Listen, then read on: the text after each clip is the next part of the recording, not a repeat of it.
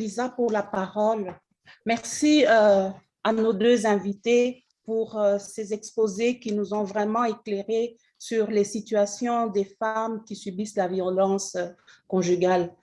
J'aimerais, Dr Samper, vous poser une question. Est-ce qu'une femme, quelle serait la prise en charge pour la maman si nous savons qu'elle est en train de subir une violence conjugale? Quelle pourrait être la bonne prise en charge pour aider à améliorer sa situation? Parce que je crois que vous nous avez demandé, vous avez donné la prise en charge pour l'enfant, interroger, savoir dans quelle mesure, comment il a été conçu, mais pour la maman, la femme qui porte cet enfant, quelle pourrait être la prise en charge pour aider à faire évoluer cette situation? Merci. Merci pour la question. Je vous accepterai que Dr Kadi termine parce qu'il y a une partie qu'elle a prévue d'une étude des cas et puis nous allons essayer de brosser en quelques lignes l'approche de prise en charge. Et là, nous parlerons de la prise en charge chez la mère et chez l'enfant. Est-ce que vous autorisez que nous puissions évoluer parce qu'il y a encore quelques dias que nous voulons balancer? Oui, bien sûr, il n'y a pas de problème. Bien On reviendra là-dessus. Bien sûr, docteur. Docteur Kadi. Merci beaucoup pour la parole. Je crois qu'on va revenir sur la présentation de tout à l'heure. Permettez-moi juste de repartager mon écran. Vous voyez l'étude de cas? Oui. Oui, madame. Vous voyez l'étude de cas? Oui, oui, on voit bien, docteur. D'accord, merci beaucoup, je m'excuse. Donc, il s'agit d'Anne. Anne a 25 ans. Elle est enceinte de son deuxième enfant et elle vit en couple avec André depuis 2 ans. Depuis la naissance de son premier enfant, Philippe, qui est maintenant âgé de 4 ans, Anne a décidé d'arrêter de travailler, je m'excuse pour le typo, pour mieux s'occuper de son partenaire et de son enfant. Mais à la suite de la pandémie de la COVID-19, André a perdu son travail et boit beaucoup depuis lors. Il insulte constamment Anne, l'accusant d'être improductive parce qu'elle ne travaille plus.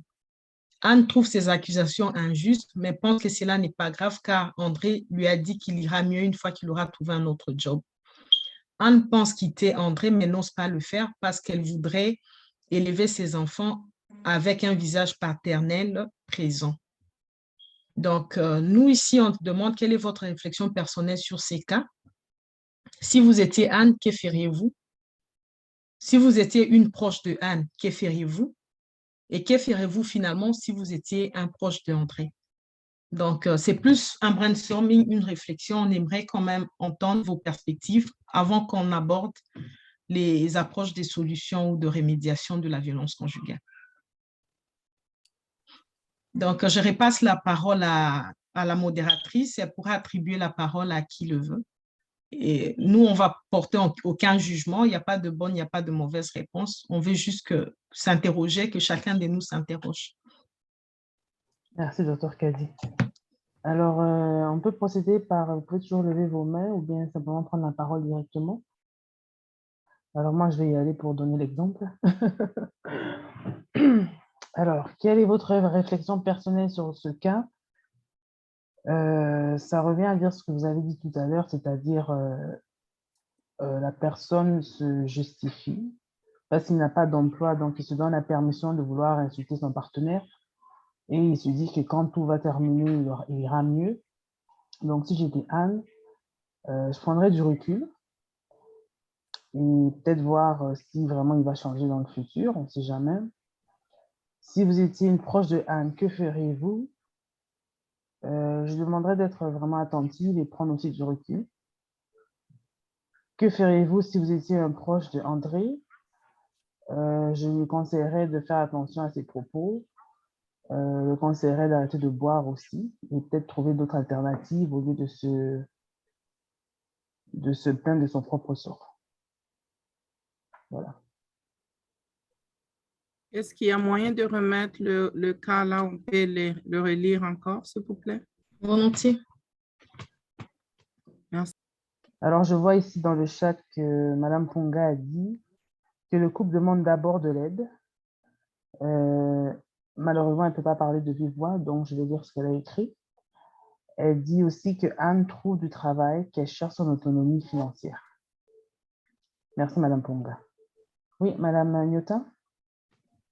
Merci pour la parole. Le cas d'André. Philippe se réfugie dans l'alcool. Je crois que c'est un prétexte. C'est un prétexte. C'est très facile de boire. Et je crois que l'aide lui serait nécessaire. Et il ne faut pas que cela s'éternise non plus. Il faudrait qu'il se ressaisisse au plus vite parce que c'est lui l'homme. L'homme doit prendre sa place malgré les difficultés. Il doit être le pourvoyeur de la famille. Donc, il ne faut pas s'attarder là-dessus, le prendre en pitié parce qu'il a perdu son travail. Non? Et quant à Anne, en tant que mère, elle a déjà un enfant et puis elle attend un autre. Elle a le droit de rester à la maison pour s'occuper de son enfant et protéger sa grossesse et vivre moins de stress parce que le fait que le conjoint boit, ça lui donne encore un autre stress qui risque vraiment de nuire à sa santé et à la santé du bébé. Voilà, merci. Merci, Dr Nyota. Y a-t-il d'autres commentaires par rapport à cette étude de cas? Oui, de ma part, bonjour tout le monde. J'ai pris un peu le train en cours de route, mais bon, j'ai suivi quand même. De ma part, je trouve que Anne et le couple devraient demander de l'aide tout d'abord. Il y a des centres de psychologues, des centres qui aident à résoudre les problèmes familiaux et faire de sorte que Anne puisse trouver son autonomie financière, c'est-à-dire qu'elle puisse retrouver du travail et pour pouvoir être plus autonome, plus s'occuper de ses deux enfants, dont l'un qui est en train d'arriver. Et puis, quant à l'ami André, si c'est Philippe ou André, je ne me rappelle pas, quant à l'ami, il devrait aussi avoir l'œil sur le mari pour l'aider à comprendre ce qui lui arrive et lui faire entendre la raison. Parce que c'est trop facile d'insulter, de ne pas de ne pas respecter sa femme et ses enfants parce qu'il n'a plus de travail, parce qu'il faut s'abandonner à l'alcool. C'est aussi très facile de s'abandonner à l'alcool, mais psychologiquement, on ne sait pas ce qui se passe dans la tête de ces messieurs. Et Anne ne devrait pas subir les conséquences de ce qu'elle fait subir, ne veut pas subir cette conséquence. Voilà. C'est ce que je voulais rajouter. Merci. Merci, Madame Kal. Alors, je prends un dernier commentaire avant de donner la parole à Dr Kadi. Y a-t-il quelqu'un d'autre? Non, alors Dr Kadi, vous pouvez continuer. Merci. Merci beaucoup. En tout cas, pour vos interventions, comme on l'a dit, c'est vraiment sans jugement. C'est un brainstorming, c'était une réflexion. On a entendu vos différentes réponses, mais il y a un mot-clé qui est revenu, Anne, disons, une idée en général qui a émergé, c'est que Anne devra trouver du travail et pour, comment dire, se libérer de la dépendance financière vis-à-vis d'André. Et vous pensez que André aussi, quelqu'un dit, devra trouver du travail pour qu'il puisse jouer pleinement son rôle de pourvoyeur du foyer. C'est ce que nous avons entendu. Alors, qu'en est-il des approches des solutions? Nous sommes vraiment dans une approche des santé publique qui est très différente de l'approche clinique parce que la problématique de la violence conjugale n'est pas tout simplement un problème médical. C'est un problème à la fois médical, mais c'est aussi un problème de société. Donc, si on veut réellement adresser cette problématique, nous devons nous attarder sur les racines profondes du mal parce que les manifestations que nous voyons ne sont que la conséquence ou les conséquences de ce que la société dans son ensemble tolère ou perçoit comme normal. Alors, la première approche des solutions, c'est que la prévention... Pardon? Vous m'entendez là?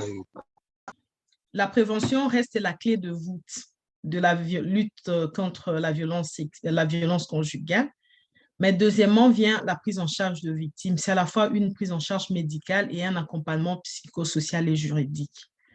Et ensuite vient le soutien de la société pour assurer la guérison et la réintégration sociale. Je m'excuse pour le au lieu de là. Par prise en charge médicale, nous avons brossé les différentes phases ou les différentes répercussions de la violence conjugale sur la santé physique et mentale de victimes. Donc, vous verrez que la prise en charge médicale doit être une prise en charge différenciée. C'est-à-dire, il n'y a pas un modèle un modèle qui marche pour tout le monde. Il faut que chaque victime soit prise en charge en fonction des répercussions ou de problèmes de santé qu'elle présente. C'est là que je vais répondre à la question qui a été posée par rapport à la prise en charge de l'enfant. Vous avez vu que même pour les cas de l'enfant, les différentes manifestations sont à différents stades de son développement. Et il y a des répercussions qui sont de l'ordre physique, il y a d'autres qui sont de l'ordre développemental, et puis il y a d'autres répercussions qui sont au niveau sociétal, c'est-à-dire son habilité à s'intégrer dans la société. Et vous verrez clairement que la problématique de la violence conjugale ne peut pas être traitée par les seuls médecins dans une clinique ou dans un hôpital, mais c'est une prise en charge holistique qui doit être à la fois médicale, psychosociale et juridique. Évidemment, il y a le soutien de la société pour assurer la guérison et la réintégration sociale. Comme je l'ai dit tantôt là, la violence conjugale trouve son soubassement dans les inégalités du genre qui sont consacrées dans nos sociétés. Et tant que ces inégalités seront perçues comme normales, la violence conjugale ne va pas cesser. Je donne un exemple de la vision que la société a de l'homme, du rôle qu'on attend de l'homme et de la femme. L'homme, c'est le chef de ménage de manière traditionnelle et on veut que c'est l'homme qui pourvoit aux besoins de la femme. Donc, si nous arrivons déjà à admettre ces concepts ou ces paradigmes, cela pourrait induire au niveau de l'homme qui se sent sans travail un sentiment d'impuissance et d'inutilité qui, au bout de compte, peut le pousser à consommer de l'alcool ou d'autres substances. Et la dépendance aux substances peut engendrer de la violence conjugale. Donc, vous verrez que même si André est dans une position d'agresseur, mais c'est une pression induite.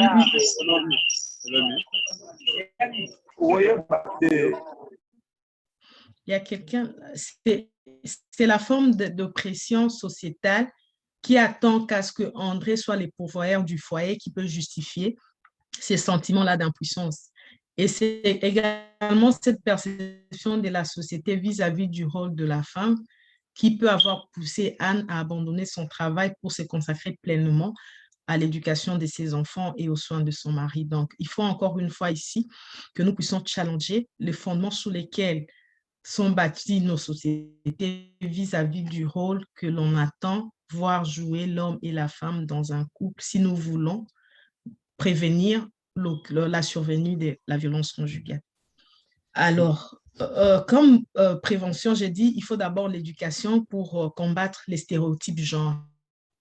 Ici, je disais, on a préféré parler des approches des solutions plutôt que de parler du traitement, parce que la violence conjugale, comme on l'a montré tantôt là, a des effets délétères à plusieurs niveaux.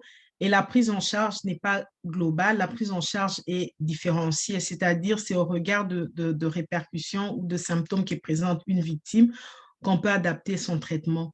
Mais le principe est celui-là, il faut d'abord dénoncer, il faut traiter et il faut rassurer la personne. Ça, c'est la clé de voûte de la prise en charge médicale et de l'accompagnement psychosocial. La personne qui est victime de la violence conjugale, comme on a dit, c'est une personne qui a perdu l'estime de soi. Elle perd même le sens de la raison, c'est-à-dire elle se retrouve dans une situation où elle ne sait pas réellement si elle est victime ou elle est bourreau. Elle se questionne même sur ses propres émotions, elle se remet en question. Suis-je trop émotive? Suis-je trop sensible? Est-ce que réellement mon conjoint m'agresse? Est-ce que ce n'est pas moi qui ai un seuil de vulnérabilité élevé? Et cette personne-là doit tout simplement être rassurée. Il faut d'abord l'écouter, la rassurer que votre problème est réel et que nous le prenons au sérieux. Ça, c'est déjà une forme de prise en charge. Ensuite, il faut un soutien de la société pour assurer la guérison. Ici, je parlais de la société au sens large, mais il peut s'agir des membres de la famille, c'est-à-dire des proches Il peut s'agir aussi des intervenants communautaires pour assurer la guérison. D'abord, il faut reconnaître la violence conjugale comme une vraie problématique de santé publique. Il faudra en parler et il faut avoir une attitude positive vis-à-vis des victimes. On a dit tantôt là que les femmes sont des victimes directes, mais les enfants sont des victimes collatérales parce qu'elles sont exposées à la forme de violence.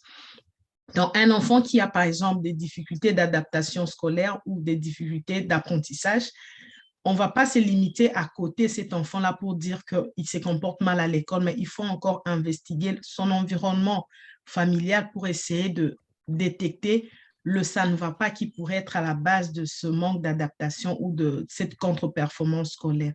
Donc, dans tout le cas, la prise en charge doit être holistique, à la fois médicale, psychosociale et aussi sociétale.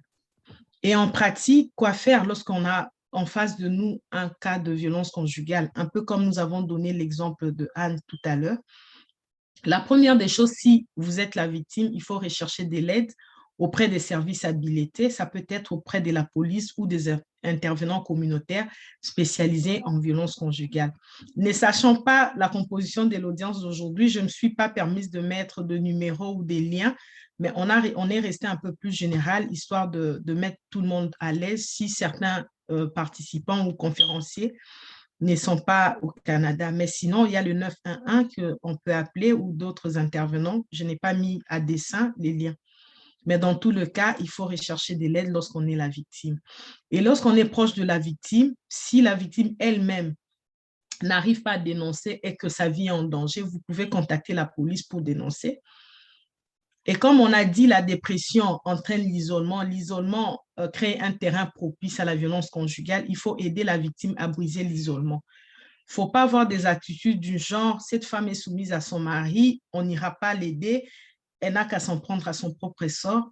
Il y a deux fois, cet isolement-là, c'est une forme d'impuissance et il faut aider la personne à sortir, à briser l'isolement, à quitter son milieu qui est stressant et avoir d'autres perspectives.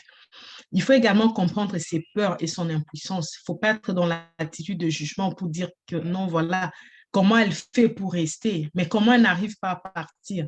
Donc, comme je vous ai dit, c'est une relation où la trame s'étisse de manière assez insidieuse et la personne qui est prise dans cet engrenage-là peut ne pas avoir la force ou les habiletés nécessaires pour s'en extirper. C'est là qu'il faut comprendre ses peurs, il faut la rassurer, il faut la mettre en confiance pour que la personne finalement regagne le contrôle de soi. Toutes les actions à mener doivent être centrées sur la victime, donc vous ne pouvez pas décider à la place, mais il faut plutôt l'accompagner pour qu'elle prenne elle-même de manière consciente la bonne décision, la décision qu'elle estime être bonne pour elle. Et puis, il faut l'informer et l'aider à trouver des ressources qui existent dans la communauté. Et si vous êtes proche de l'agresseur, ce qu'il faut faire, il faudra, si vous êtes proche de l'agresseur et que les conditions sont assez sécuritaires pour pouvoir en parler, il faudra lui affirmer que la violence est inadmissible. Il faut réfuter sa justification. Je bois, ce n'est pas une excuse. Il faut lui faire savoir que son comportement violent n'est pas acceptable parce que nous sommes humains, nous devons être traités en tant que tels.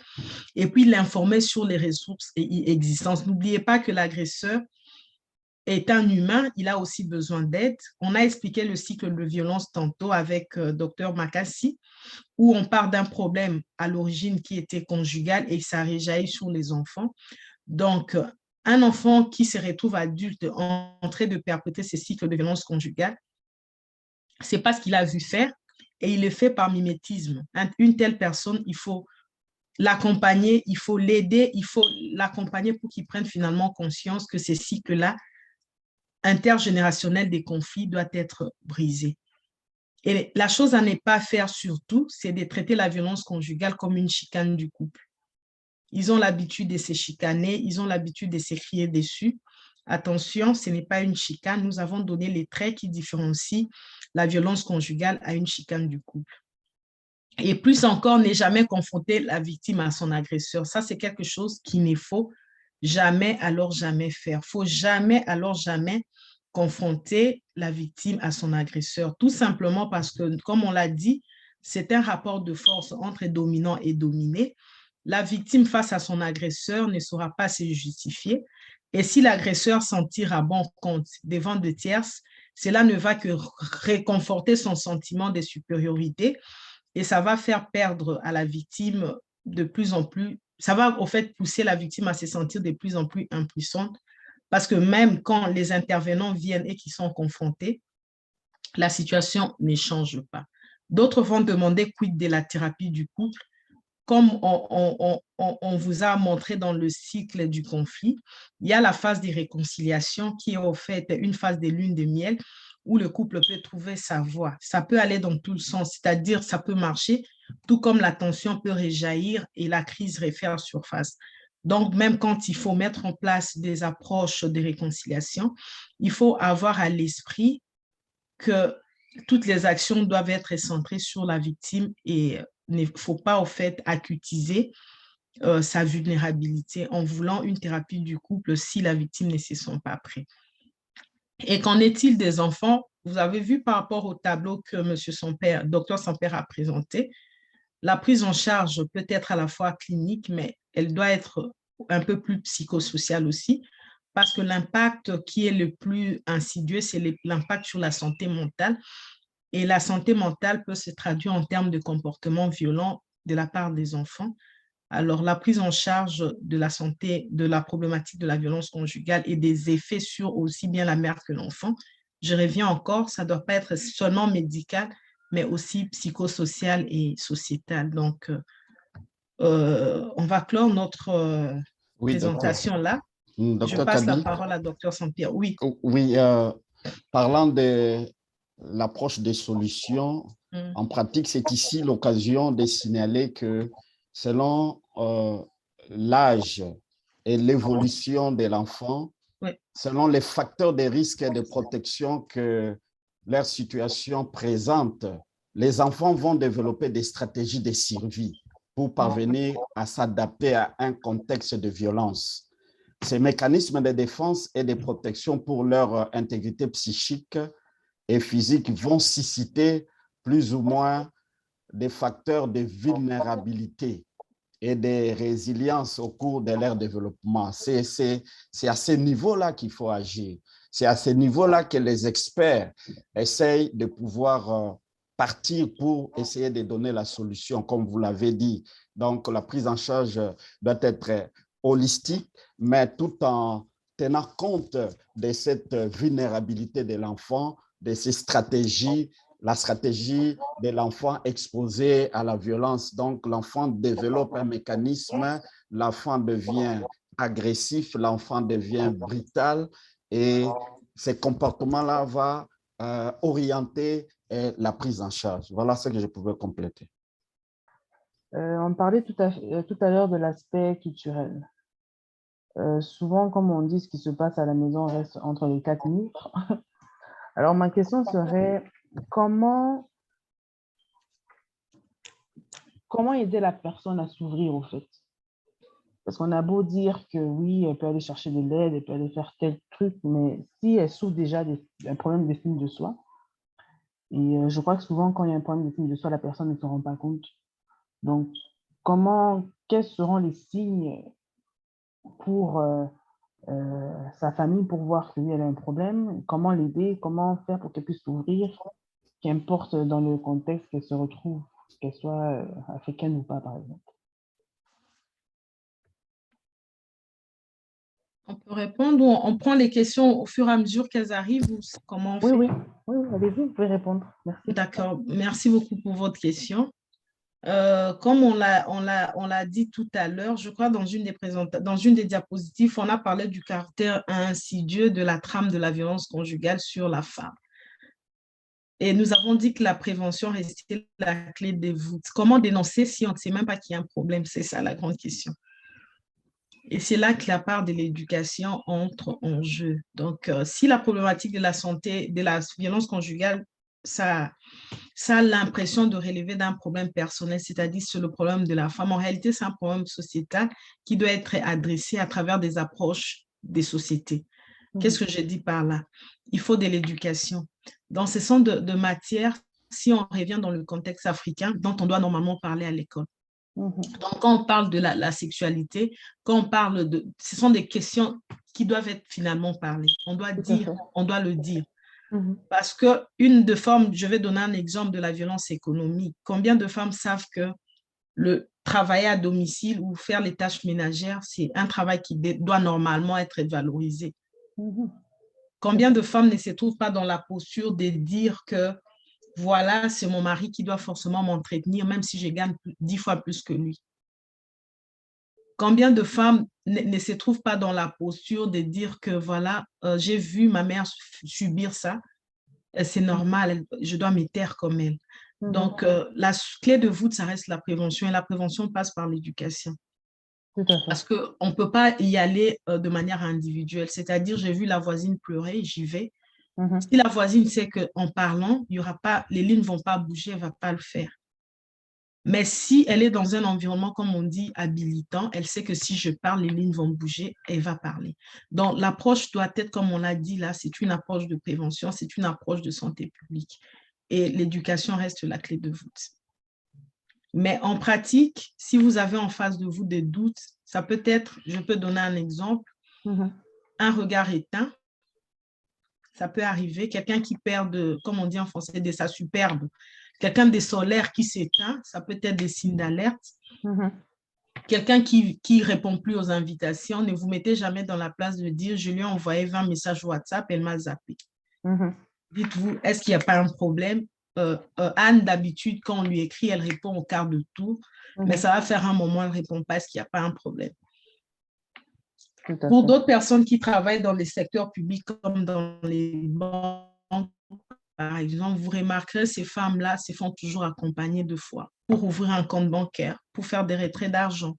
Donc, c'est autant de signes qu'il faudra juste détecter et au besoin, essayer de parler à la victime. Encore une fois, comme je dis, ne pas faire des confrontations parce que la femme va se dire, je lui ai dit, elle a dit à mon mari. Donc, ça va juste alimenter les cycles de conflit. Il ne faut pas non plus prendre la décision à sa place. Tu dois quitter ton mari, André exagère. Parlez-lui de la situation normale, comme on a fait une étude des cas, comment la femme devra être traitée, quitte à elle de voir si elle est bien traitée et prendre la décision de rester ou de ne pas rester.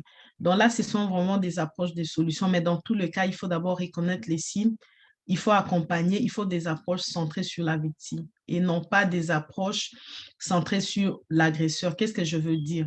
Ne pas blâmer André en présence de Anne, mais laisser Anne elle-même détecter l'anomalie ou la normalité du rapport qu'elle entretient avec André.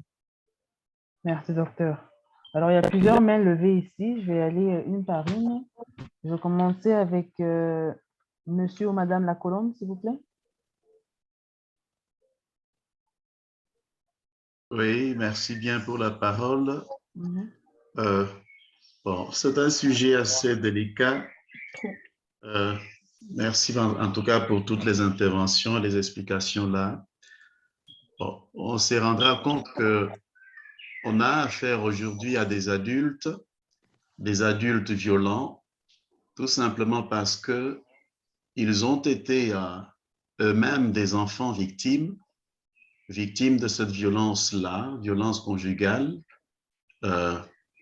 Alors, j'apprécie qu'on ait préconisé l'éducation comme le travail à faire et à faire vraiment en amont, mais malheureusement qui est de moins en moins considéré aujourd'hui.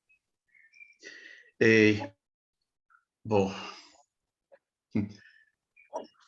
oui, bon, en tant que chrétien, bon, nous arrivons à appliquer certains principes qui sont chrétiens, mais apparemment qui marchent. On a vu des gens qui avaient même commencé à appliquer cette violence-là sur eux-mêmes, tout simplement parce que ils se demandaient pour comment ils en sont arrivés là, Bon, là, je prends le cas d'un monsieur qu'on a suivi, intellectuel, comptable, travailleur, mais qui va se trouver en prison parce qu'il a usé d'une violence inouïe sur sa femme.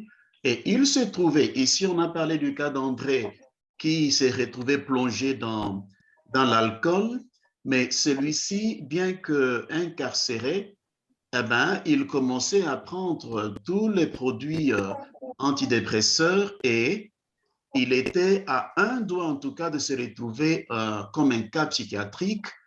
Bon, heureusement que il y a des gens qui lui ont prodigué conseil pour nous rencontrer. Et puis, le temps qu'on a fait le travail avec eux sur la personne, bon, on était heureux de constater qu'elle finissait par comprendre comment elle en était arrivée là. Donc là, tout simplement pour dire que, bon, certains principes qu'on retrouve aussi dans les centres d'écriture, hein, j'apprécie qu'on ait préconisé la prise en charge au niveau de la société, société élargie, où l'on trouve une panoplie de possibilités, en tout cas pour suivre et traiter beaucoup de cas de violence.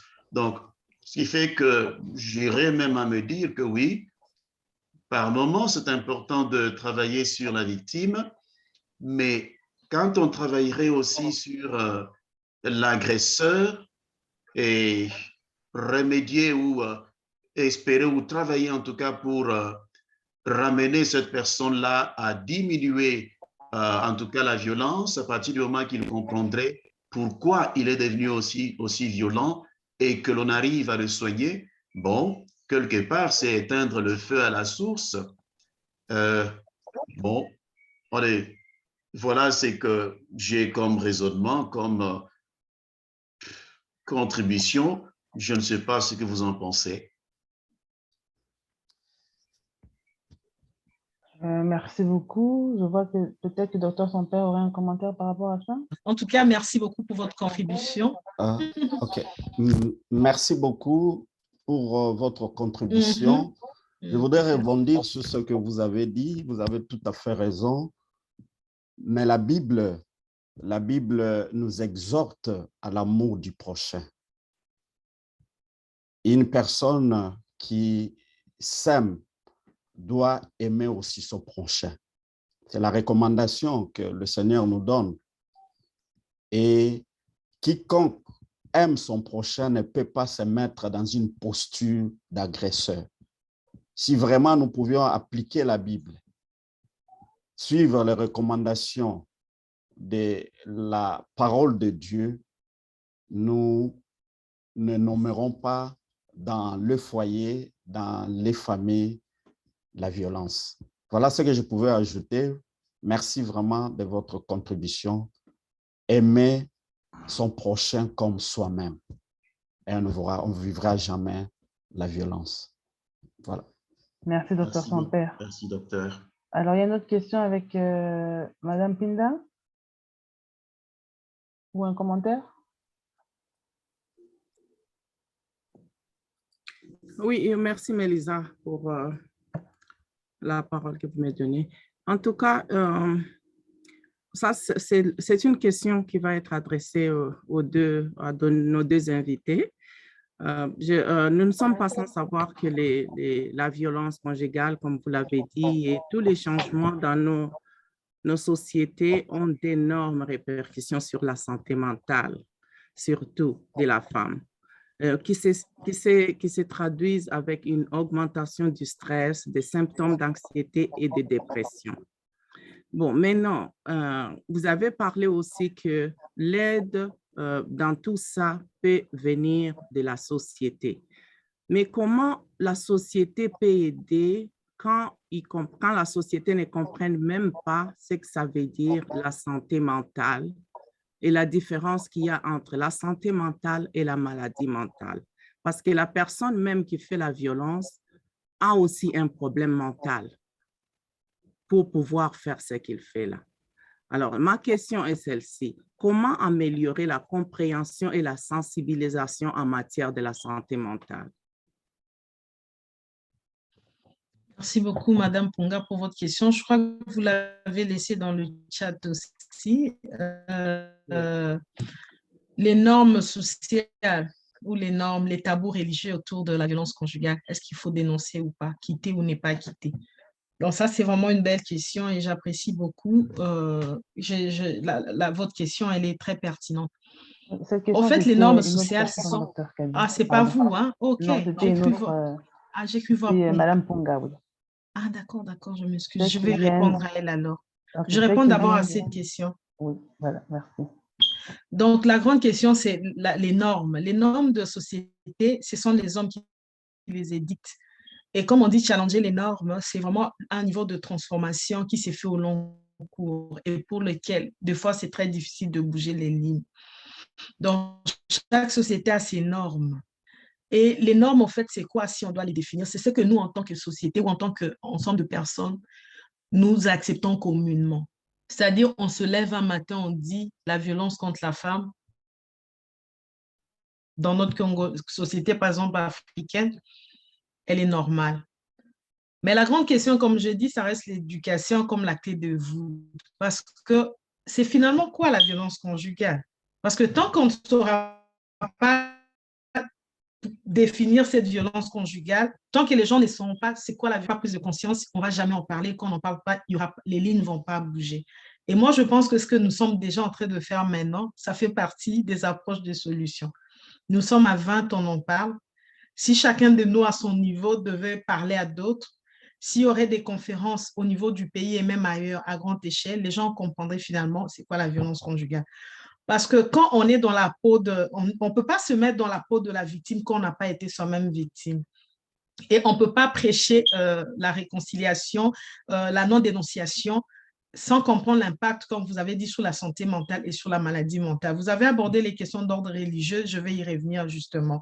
Parce que nos sociétés actuelles sont fondées sur les croyances judéo-chrétiennes.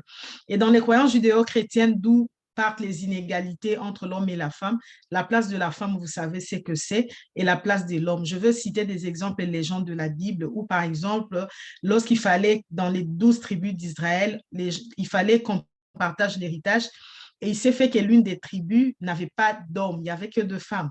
Et l'héritage de cette tribu-là devait s'en aller. Les filles se sont levées, je ne sais pas, peut-être je me trompe, mais ce qui est vrai, elles ont dit pourquoi on n'hériterait pas les biens de nos pères, tout simplement parce que dans la lignée, il n'y a pas d'hommes. Je vais encore citer toujours les écrits bibliques parce que vous pouvez parler des considérations religieuses. Je vais parler de la femme adultère qu'on a présentée devant Jésus pour dire qu'écoutez, on l'a pris en flagrance. Mais où est l'homme avec qui, où était l'homme avec qui elle a commis l'adultère? Pourquoi avoir présenté la femme et non pas le couple ensemble? Donc, il y a autant de normes que naturellement nous acceptons parce que nous sommes dans un environnement culturel bien précis, mais que finalement nous-mêmes nous devons questionner. Et les questionnements, je dis, ça passera par l'éducation parce que l'effort de changement des normes, ce n'est pas un effort qui se fait au niveau de l'individu. Moi, je peux agir à mon niveau, mais l'effet d'entraînement ne sera pas évident. Il faut que ça vienne d'en haut. Raison pour laquelle l'éducation doit être là. Mais nous-mêmes aussi qui avons des enfants, des garçons, comment nous les éduquons dans leur rôle en tant que garçon, en tant que fille? Est-ce que nous ne faisons pas sentir aux hommes qui sont différents des filles et vice-versa? Donc, c'est autant de questions que nous-mêmes, nous devons au quotidien nous poser et remettre en question. Parce que les normes, au fait, c'est l'entendement commun de ce qui doit être. Les normes, au fait, c'est la culture collective de ce que nous admettons comme normal ou anormal. Donc, c'est les nous collectifs qui forment les normes d'une société. Et si ce nous collectif-là, nous l'arrête, ça, je passe la parole à Dr Makassi. Vous êtes en mute. Allez-y. On va... Donc, je dirais que nous pouvons arriver à changer nos sociétés à travers la sensibilisation et de la sensibilisation passée à l'éducation au niveau même des familles. Au niveau des familles et par effet d'entraînement, ça va atteindre les sociétés et à grande échelle même le niveau national. Voilà ce que je pouvais ajouter. Donc, la sensibilisation pourra aider à pouvoir résoudre ce problème. Merci. On a une question de M. Kassongo. Allez-y. Mélissa, merci. J'avais une question, mais je crois qu'elle a été vidée par les deux réponses qu'ont données nos invités, Dr Samper et Madame Dr Kadi. Ok, d'accord. Est-ce que la réponse de Madame Ponga a été répondue? Que préconisons-nous pour changer les considérations religieuses? Comment lutter contre la peur de jugement des autres face à la décision de dénoncer la violence conjugale ou de quitter le foyer? Non, on n'a pas répondu. Je pense qu'on peut y répondre. D'accord? Ici, Madame Edith évoque des considérations religieuses qui sont quand même un sujet assez sensible parce que tout ce qui touche à la religion touche à la perception individuelle. Et la perception individuelle, pour la changer, c'est aussi un travail de fond. Qu'est-ce que je peux dire? On croit ou on ne croit pas. Et c'est ça le principe. Soit on croit, soit on ne croit pas. Et pour ceux-là qui croient, on croit, entre guillemets, sans raison. Ou on croit parce qu'on a été éduqué dans cet environnement-là. Je donne un exemple, tout simplement. Je viens de dire là que toutes les religions où les religions ont en commun, comme M. Sampère a dit, il y a quand même certains principes tels que la charité et l'amour qui reviennent dans toutes les religions, qu'on soit dans la religion chrétienne, qu'on soit dans la religion musulmane, qu'on soit dans le judaïsme, vous verrez que la charité ou l'amour du prochain, ce sont des piliers qui reviennent. Mais encore une fois, l'interprétation que nous faisons de la religion ou des écrits bibliques, c'est ça maintenant qui est sujet à caution. Parce que vous verrez, par exemple, dans le christianisme, quand on veut asseoir l'hégémonie masculine sur la femme, on choisit des passages bibliques qui conviennent aux uns et aux autres. On peut sortir tel passage pour dire qu'écoutez, par exemple, à un tel moment, Paul a dit à la femme de se taire dans l'assemblée. Et on veut justifier que la femme n'a pas droit à la cité ou elle ne doit pas prendre parole dans l'assemblée des hommes. Et ça peut se traduire au niveau de la société par la non-représentativité des femmes dans la sphère de prise de décision. Ça peut être au niveau des assemblées provinciales. Ça peut être au niveau des assemblées nationales, ça peut être au niveau de gouvernement. Vous verrez la faible représentativité de la femme. D'aucuns vont l'expliquer avec des écrits bibliques en main. Mais dans la même Bible, vous verrez Moïse qui rend justice à ses filles qui viennent pour dire que pourquoi n'hériterons-nous pas? Parce qu'il s'agit des terres de notre père. Et même si on n'a pas de garçons dans la lignée, nous avons droit et la justice a été rendue. Donc, tout ce qui touche aux considérations religieuses, c'est quand même beaucoup de susceptibilités parce que chacun y va de son interprétation des écrits religieux selon que ça sert ses intérêts ou non. Donc, encore une fois, je reviendrai sur la part de l'éducation dans le changement des normes, même si ce sont des considérations religieuses. Parce qu'il y a de pasteurs qui se tiennent et qui font même l'apologie du mal ou de la violence conjugale. Je vais donner un exemple probant. Vous entendez des prédications où quelqu'un vous dit, oh non, par exemple, comment veux-tu que ton homme te soit fidèle quand dès qu'il revient à la maison, tu lui poses des problèmes, tu les chicanes. Mais la maîtresse, quand la maîtresse est là, la maîtresse est tendre, elle appelle avec la voix douce, elle répond à tous les désirata de l'homme. Et ce sont des prédications qui se passent dans les églises où, curieusement, les femmes sont majoritaires et les femmes applaudissent. Moi, je me dis, est-ce que ce prédicateur fait la part des choses où il juge la quintessence de sa prédication et les femmes qui applaudissent, est-ce qu'elles comprennent qu'au fait, c'est une apologie du mal que le pasteur est en train de faire? Donc, toutes ces considérations religieuses, ça touche tellement aux sensibilités personnelles que moi, je reste convaincue qu'il n'y a que l'information, apporter la bonne information et laisser à la victime la décision. Comme je l'ai dit, toutes les approches des solutions doivent être centrées sur la victime. Vous donnez la bonne information, c'est quoi la violence conjugale, comment elle s'est traduite au quotidien, quelles sont les ressources disponibles, et c'est la personne elle-même forte de ça. Donc, c'est une forme de capacitation. Si la personne est capacitée, elle pourra prendre des décisions qui sont appropriées et qui lui sont bénéfiques. Que ce soit la question de quitter ou de ne pas quitter un mari, un mariage, parce que la société va me regarder différemment, ce sont des décisions qui doivent être prises de manière éclairée, tout simplement. Donc, je passe la parole à Dr. Sampère pour le complément. Oui, je dois avouer qu'il y a des considérations religieuses qui imposent une sorte de maltraitance dans les chefs de femmes et ce sont des choses à dénoncer. Et comme Dr. Kadi l'a dit, nous sommes appelés à prôner la bientraitance et qui est une responsabilité partagée. Donc, dénoncer, arriver aussi à dénoncer toutes ces formes-là de maltraitance qui se justifient par des versets bibliques. Christ, lorsqu'il est venu avec l'évangile des libertés, à ne pas mettre quelqu'un dans une sorte de prison imposée. Il a voulu que le peuple soit, les brebis soient libérés. Il est venu pour ça. Donc, arriver à dénoncer toutes sortes de maltraitances qui peuvent se justifier par des versets bibliques, alors que ce n'en est pas la question. Voilà. Alors, merci. Il nous reste environ 15 minutes. Je vois que M. Samuel Kassongo est de retour. Vous pouvez poser votre question, s'il vous plaît?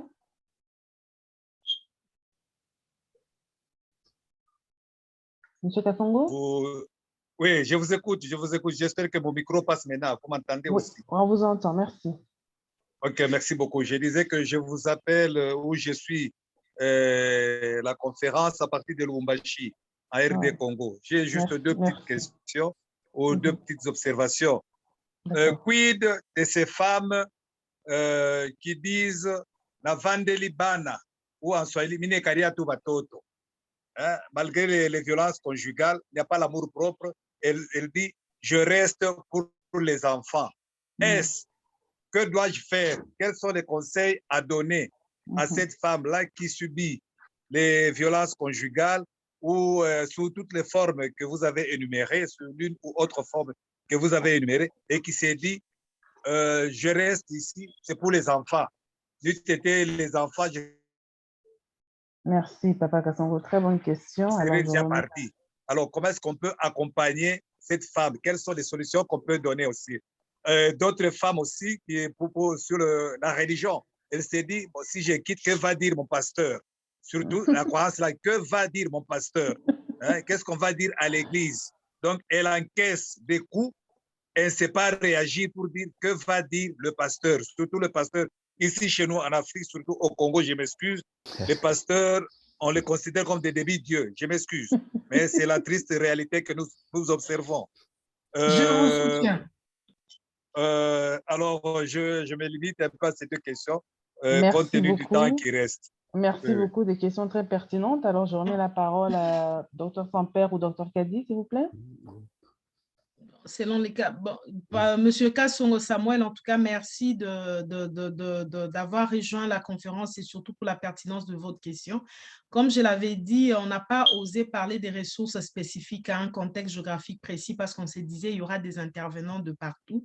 Et là, ça tombe bien, vous venez de Lubumbashi et vous êtes en train de nous joindre dans un contexte où le patriarcat et dans un contexte culturel où le patriarcat consacre l'hégémonie de l'homme sur la femme, mais également où les tabous religieux empêchent une prise de décision, empêchent aux femmes de prendre des décisions éclairées pour leur propre intérêt, pour l'intérêt de leurs enfants. J'insisterai jamais assez sur le rôle de l'information, la bonne information et de l'éducation. Parce que comme nous avons parlé du cycle de la violence et nous allons même parler de type de la violence, vous verrez que cette femme-là qui reste pour les enfants, en réalité, elle fait plus du mal à ses enfants sans le savoir.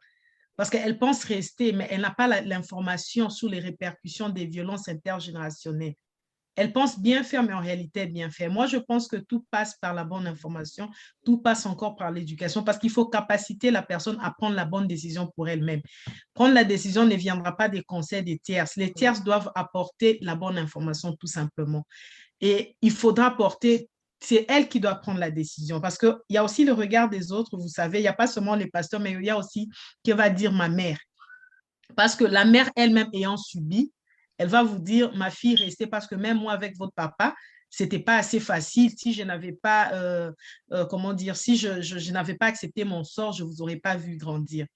Et n'oubliez pas peut-être quelque chose que nous n'avons pas dit. Sachez qu'une fille qui a été exposée à la violence conjugale de sa mère, c'est un terrain propice pour qu'elle-même soit sur le tapis plus tard lorsqu'elle fera face à la violence conjugale. Parce qu'elle aura un modèle qu'elle sera en train de reproduire. Elle a vu faire. Et quand elle a vu son père faire et quand son mari fera, elle va tout simplement se sentir dans une certaine continuité. Monsieur Samper a parlé du cycle du développement de l'enfant où vous verrez l'impact au niveau de l'adolescent où la personne perd l'estime de soi. La perte d'estime de soi, c'est aussi une forme de vulnérabilité qu'on porte sur soi. Et c'est cette brèche-là psychologique qui permet à l'autre, à l'agresseur, de s'incruster et d'agresser au fait. Je vais donner un exemple. André insulte Anne. Mais pensez-vous que si André était en face de Bibiche, il ferait la même chose? Pas forcément. On n'est pas dans une dynamique où l'agresseur de Anne sera forcément l'agresseur de Bibiche.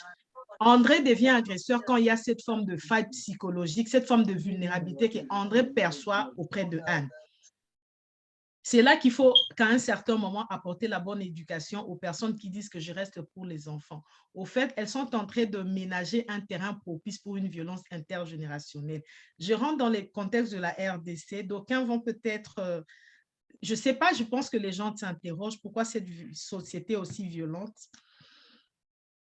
Et peut-être qu'on ne trouve pas seulement des bonnes solutions. On est religieux, mais réellement, est-ce que nous vivons la foi chrétienne au quotidien? Autrement, la société ne sera pas ce qu'elle est. Donc, il faut finalement challenger les normes sociales. Il faut, bref, apporter la bonne information et laisser aux femmes qui sont exposées la décision de décider pour elles-mêmes. Parce que si elle sait que rester, au fait, je prépare un terrain à ce que demain, ma fille aussi soit traitée de la même façon, elle réfléchirait 2 fois avant de dire qu'elle n'a tiqué Liban. Merci beaucoup, Dr. Kadi. Très pertinent. Alors, il reste 3 questions et on va terminer la conférence, malheureusement, comme on est sur le temps. Alors, je donne le message à Monsieur Lacolombe, s'il vous plaît. Ensuite, Madame Cathy et Madame Yota qui va conclure. Merci. J'essaierai très court et merci en tout cas à Dr. Kadi qui insiste sur l'importance de la bonne connaissance, de la bonne information. Et la bonne information sur le plan chrétien, c'est que la Bible ne fait nullement l'apologie du mal et la chrétienté, par contre, elle démontre d'ailleurs que l'attitude, la recommandation de Christ à l'égard de l'homme envers sa femme, c'est une chose. Aimer ta femme, tu dois aimer ta femme, aimer. Et puis, Christ lui-même va, lorsque l'exemple que vous utilisez, vous demandez où est passé l'homme qui avait commis l'adultère avec la femme, Jésus-Christ, quelle a été sa réaction? C'est tous les hommes qui l'entouraient, qui voulaient lapider la pauvre femme. Et Jésus va dire, écoutez, je ne te condamne pas non plus. Et finalement, qu'est-ce qui s'était passé dans le cœur de tous les hommes qui les entouraient? Bon, donc, la Bible ne fait nullement l'apologie du mal. Par contre, la chrétienté insiste auprès de l'homme qu'il doit absolument aimer sa femme. Et je ne vois pas une femme qui soit aimée par son mari et, bon, qui pourrait encore l'accuser de violence. Voilà. Merci. Merci. J'avais sauté, pardon, Madame Pinda. On vous entend pas? Est-ce que c'est Madame Pinda ou Madame Panda? J'ai vu Pinda. C'est vous-même. Merci. Merci. Oh, je reviens encore parce qu'on a parlé comment on peut aider les autres, les victimes, mais souvent les victimes, des fois, se renferment sur eux-mêmes parce qu'ils sont toujours montrés du doigt. Alors, je voudrais demander à nos invités de nous dire vraiment comment réduire la stigmatisation et les préjugés à l'égard de ces victimes. Merci de votre question. Je dirais que nous ne pouvons pas le regarder de loin. C'est la meilleure façon de les aider, c'est de les approcher et de parler avec eux.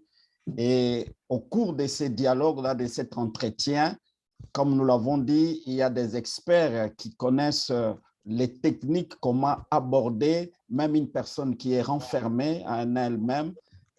Au cours de cette séance-là, je crois que la personne pourra s'ouvrir. Donc, ne pas les laisser, les approcher pour les aider à sortir de cette situation, de cet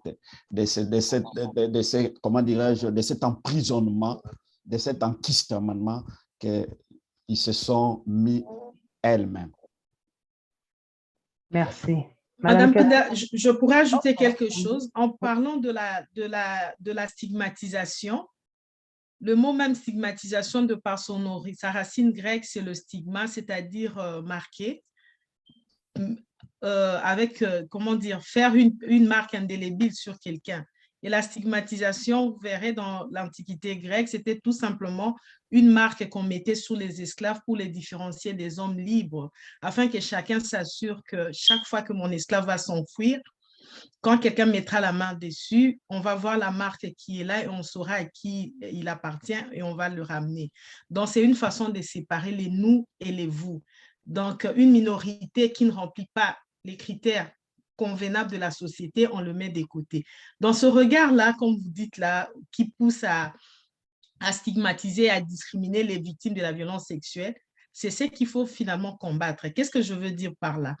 Dans nos sociétés, qu'est-ce que nous remarquons? Une femme qui est, par exemple, abusée, on dit elle a mérité, peut-être qu'elle ne tient pas très bien son mari, elle ne prend pas bien soin de son homme.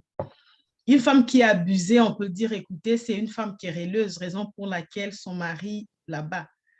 Autant de raisons qu'on avance, mais encore une fois, je reviens, c'est l'éducation et la sensibilisation.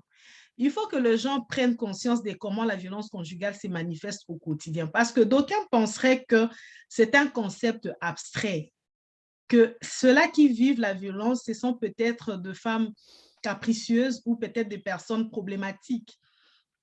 Et ces personnes-là, lorsqu'elles perçoivent que la société le regarde comme tel, elles ont peur de dénoncer, elles ont peur d'aller, même de se confier, parce qu'elles savent que finalement, je serai jugée. Et il y a aussi la part importante, comme on a dit, de sociétés où il y a des tabous culturels et religieux autour de la violence conjugale. La première personne qui sera soi-disant à l'écoute, mais ce n'est pas une bonne écoute, c'est la mère de la victime qui va lui dire je suis passée par là, j'ai survécu, donc tu peux le faire aussi. Et cette femme qui n'a finalement aucune épaule sur laquelle pleurer ou sur laquelle s'épancher va s'isoler. Et de son isolement viendra, comment dire, le cycle de violence va être nourri et en aucun moment ça va s'arrêter. C'est pourquoi moi j'insiste sur la prise de conscience. Il faut sensibiliser, il faut éduquer pour que les personnes qui sont dans ces cycles de violence sortent de leur torpeur. Contrairement à d'autres formes de violence sexuelle, par exemple, la violence sexuelle dans les contextes des conflits, vous conviendrez avec moi que l'agresseur, c'est une tierce personne. Et la femme peut encore une fois compter sur son mari pour trouver de l'aide. Mais pour ce qui est de la violence conjugale, c'est dans un contexte sécuritaire, c'est dans un contexte où la femme pouvait s'attendre le moins de monde à être traumatisée. C'est une forme de violence où il n'y a que elle qui est témoin. Elle est à la fois victime, donc c'est sa parole contre la parole de son agresseur. C'est une forme de violence où les limites entre la normale et la normale, vous voyez ce que je veux dire, restent insidieuses. Je parlais de l'exemple de la violence économique. Cette femme-là à qui son mari ne donne pas de l'argent ou qui restreint son accès aux ressources parce qu'elle ne travaille pas, est-ce qu'elle a conscience finalement que c'est une forme de violence et qu'il faille dénoncer? Donc, c'est autant de considérations qui ne peuvent être adressées que par la sensibilisation et l'éducation. Et c'est tout lieu de dire que cette conférence tombe à propos parce que finalement, il faut commencer quelque part. Merci beaucoup, Dr Kadi. Alors, il nous reste 2 questions et on termine. Madame Cathy. Merci, Mélisa, pour la parole. J'ai une petite préoccupation. J'aimerais savoir, est-ce qu'il existe des statistiques pour dénombrer les femmes qui subissent des violences conjugales? Ça, c'est ma première préoccupation. Ma deuxième préoccupation, c'est qu'il a été démontré ici, le docteur Samper l'a dit, le docteur Kadi également, qu'une femme qui subit des violences conjugales, ça a un impact négatif sur sa grossesse et aussi sur les enfants qui vivent dans ce foyer-là. Alors, au vu de tout ça, est-ce qu'il y aurait, par exemple, il serait bon, par exemple, de dire que la dame qui vit la violence conjugale doit décider, si ça ne va pas, de quitter son mari? Parce que si on ne connaît pas les statistiques, et si jamais les statistiques seraient au-delà de 70%, si toutes les dames qui vivent des violences conjugales décidaient de quitter leur mari, qu'est-ce que ça aurait comme impact sur la vie sociale de la famille en général? Et aussi, j'aimerais par là demander de tout cet entretien, est-ce qu'il n'y aurait pas une orientation que nous pourrions proposer pour éviter qu'on tombe dans le chaos? Parce que si chaque maman, comme nos mamans sont restées pour nous, parce que même si elles étaient dans la violence, elles sont restées pour élever leurs enfants. C'est vrai que ça a eu des impacts sur nous, mais ma préoccupation, c'est de savoir entre partir parce qu'on est battu et rester pour ses enfants, quelle serait la meilleure proposition, quel serait le juste milieu pour équilibrer les familles. Merci. Madame Richard, j'insiste encore ici, la décision de partir ou de rester ne revient pas à nous de la prendre, mais à la victime. Pour mieux répondre à cette question, il faut être dans la peau ou dans les chaussures de celle qui vit cette violence au quotidien. Raison pour laquelle je ne dirai jamais assez. Il faut informer, il faut sensibiliser, il faut des approches centrées sur la personne, il faut capaciter cette personne à prendre la décision qui lui convient le mieux. Nulle part, on a dit qu'il fallait quitter. Nous sommes en train de parler des approches centrées sur les victimes. La décision de partir ou de ne pas partir revient à la victime. On vous a parlé de mécanismes, de comment la violence s'est traduite au quotidien et comment cela se fait. C'est un rapport de domination. Ce n'est pas un rapport où, comme dans une querelle de couple, où la femme peut avoir aujourd'hui son mot à dire et demain, c'est l'homme. C'est vraiment un rapport de domination. Et la composante santé mentale entre en jeu. Mélissa l'a dit, on doit faire la part des choses entre la maladie mentale et la santé mentale. Nous sommes dans un contexte culturel où tout ce qui touche à la maladie mentale semble être tabou. On n'en parle pas assez. On ne parle pas des questions de santé mentale parce que de fois, on dit que c'est la sorcellerie ou on attribue ça à des comportements normaux parce que nous avons vu ça dans nos sociétés et nous pensons que ça doit toujours être comme cela. Donc, j'insiste encore et je n'insisterai pas assez sur la place de la sensibilisation et de l'éducation et des approches centrées sur la victime. C'est elle-même qui doit sentir l'opportunité de partir ou de ne pas partir. Mais également, vous avez abordé une autre question pour savoir s'il y avait des statistiques. Je vais vous citer en RDC, par exemple, il y a une étude qu'on appelle EDES, c'est l'étude démographique et de santé. C'est une étude qu'on fait au niveau de la population pour avoir les chiffres ou l'ampleur de la problématique de la santé mentale. Je peux vous donner les liens après la conférence, vous verrez. La dernière des EDES qu'on a fait en RDC, c'était en 2014. Et encore là, vous serez surpris. Parce que quand on aborde la problématique de la violence conjugale, il faut l'opérationnaliser pour que la femme comprenne finalement ce que c'est. On ne va pas demander à une femme, est-ce que tu as été victime de la violence conjugale? Elle va vous dire non ou oui, sans savoir quoi. Mais on demande à une femme, par exemple, est-ce qu'il est normal que tu sois battue par ton époux parce que, par exemple, tu n'as pas nourri tes enfants convenablement? Et là, vous verrez des femmes dire oui, c'est normal.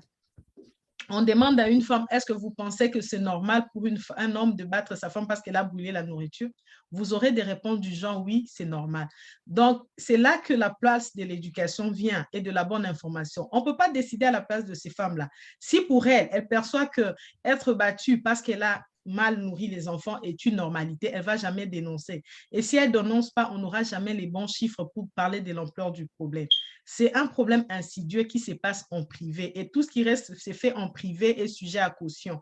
C'est la parole de la victime vis-à-vis de l'agresseur. Et la femme ne pourra dénoncer qu'elle si elle sent que la société a assez évolué, que la société était prête à l'accompagner dans cette démarche-là de dénonciation. Parce que la guérison passe aussi par ça. Vous avez demandé les impacts, oui, mais comment pourra-t-elle guérir si elle reste dans cet environnement traumatisant? Comment peut-elle se sentir mieux si le stress est permanent? Aujourd'hui, ça peut être violence sexuelle, demain, ça prend une autre forme économique, après-demain, verbale, mais le problème reste. Encore une fois, je ne pense pas, et on ne l'a pas dit qu'il faut quitter. Il y a des approches, j'ai dit, centrées sur la personne. Et ça passe par, comme je le dis, il faut l'écouter d'abord sans porter jugement. Il faut lui apporter les bonnes informations, présenter les ressources qui existent et laisser à la personne de prendre les bonnes décisions. Et encore à l'échelle de la société, même ceux-là qui interprètent la Bible, pourquoi on ne les formerait pas, par exemple? Parce que les pasteurs en RDC, on connaît la place prépondérante qu'ils ont sur disons, la répercussion de leur prédication sur la vie de certains de leurs membres d'église qui, étonnamment, sont pour la plupart de femmes. et qui applaudissent. Donc, il y a encore lieu aussi de s'assurer que ceux-là qui interprètent la Bible l'interprètent réellement de manière convenable et non pas qu'ils soient là pour prêcher leur propre perception de ce qui devait être le rôle de la femme dans la société. Donc, nous ne sommes pas ici en train de faire l'hégémonie de divorce, l'apologie des divorces ou des séparations. Encore moins, nous sommes en train de fustiger une certaine culture ou un contexte géographique bien précis, mais nous insistons sur la part de la sensibilisation, la part de l'éducation dans la problématique de la violence conjugale, dont les effets. On a parlé des effets sur la santé de la mère et de l'enfant, mais on pouvait parler aussi à l'échelle de la société, parce que ça s'est traduit par des hommes et des femmes violents qui demain seront des maris et des époux violents. Ça sera des collègues de service difficiles à gérer ou des collègues dont la performance au travail est faible. À l'échelle de la société, ça peut poser un problème de développement économique. Donc, enfin, on ne doit pas limiter la problématique de la violence conjugale à sa plus simple expression, mais il faut voir les effets au long cours, même à l'échelle de la société en général. Merci. Docteur Samper, un dernier commentaire? Dernier commentaire, je vais compléter Dr Kadi en répondant à Madame Cathy, que ce soit la Bible et la société, la Bible et la société sont contre les divorces quittés, ce n'est pas la solution. Lorsque un couple ou bien un partenaire va au niveau du tribunal pour demander le divorce, vous verrez que le juriste va demander au couple d'épuiser toutes les démarches avant de prononcer. Donc, on peut renvoyer même le couple à réfléchir encore. Donc, nous voyons même au niveau de la société, le divorce n'est pas une solution. Mais je dirais que cette femme-là ne peut pas continuer à cautionner une telle chose et rester seulement pour les enfants. Elle doit chercher la solution auprès des services compétents. Et ces services-là pourront faire ce que le docteur Kadi a dit, vont l'amener à être informés et chercher les pistes de solutions par rapport à son cas. Voilà. Merci. Alors, docteur Newton, on ne vous entend pas, merci. Merci, Mélisa. J'ai une question, une petite question. Très souvent, lorsque la violence persiste dans les ménages, ce genre de violence persiste dans les ménages, dans nos sociétés, on l'attribue parfois aux sorciers de la famille ou à certains membres de la famille. Comment peut-on résoudre ce genre de questions lorsqu'elle est attribuée aux sorciers de la famille ou du village? Merci beaucoup. Merci beaucoup, Madame Nyota. Comme je l'ai dit tantôt, dans le contexte culturel africain, tout ce qui a trait à la problématique de la santé mentale est perçu comme une fatalité, c'est-à-dire qu'on l'attribue aux forces supérieures. Fatalité, ça veut dire, on peut dire que c'est Dieu qui l'a voulu, ne vous y trompez pas, vous entendrez des gens dire ça. Et d'autres vont dire sûrement ce sont des mauvais sorts ou ce sont des liens de famille. Oui. Donc, dans une approche de santé publique, lorsqu'on cherche à adresser un problème dont les racines relèvent de perceptions culturelles, oui, il faudra vraiment intégrer tout ce que les gens disent dans les messages des communications et apporter finalement la bonne information. Je donne un exemple. On peut même aller dans le contexte qui est le nôtre africain, le contrôle des naissances, par exemple, où vous entendrez une femme à qui vous demandez, comme ça, lors des enquêtes populationnelles banales, vous lui demandez quel nombre d'enfants vous aimeriez avoir. Elle vous dit non, je ne peux pas vous dire parce que j'ai déjà, c'est Dieu qui décide. Bon, vous lui dites, écoutons, vous avez combien d'enfants? 7.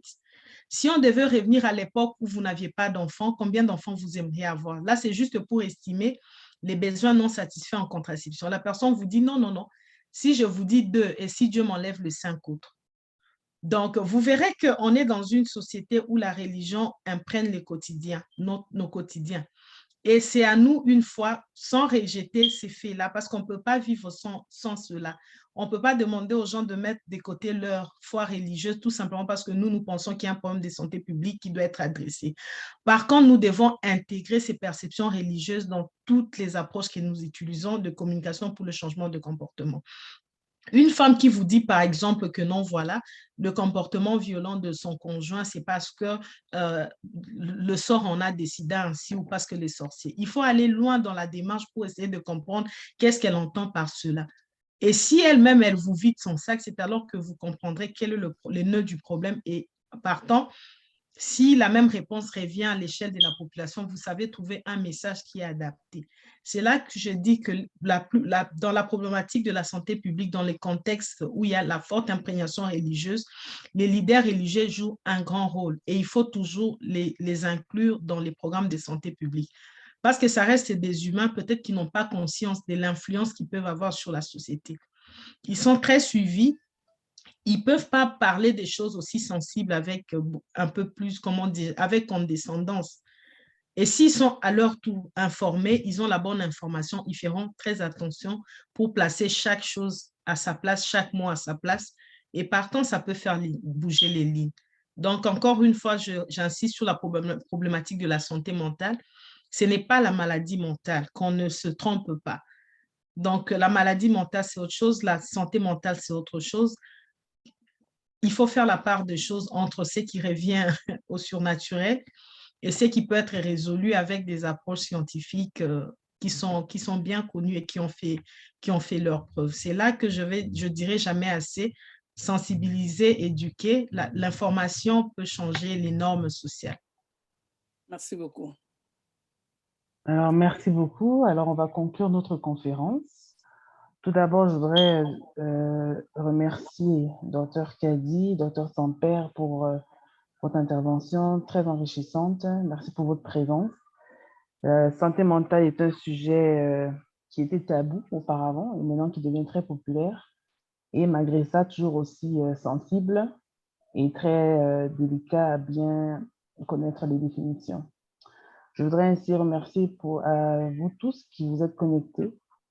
Il y a des gens qui sont connectés de la RDC, de la Belgique, de la Suisse, des États-Unis, de la France et du Canada. Je suis très contente en tant que vice-présidente de FIS Canada pour cette première conférence. Ça s'est bien passé et je vous remercie pour tout. Merci pour tous vos commentaires, pour votre participation et espère vous revoir d'ici là. Merci et passez un bon week-end.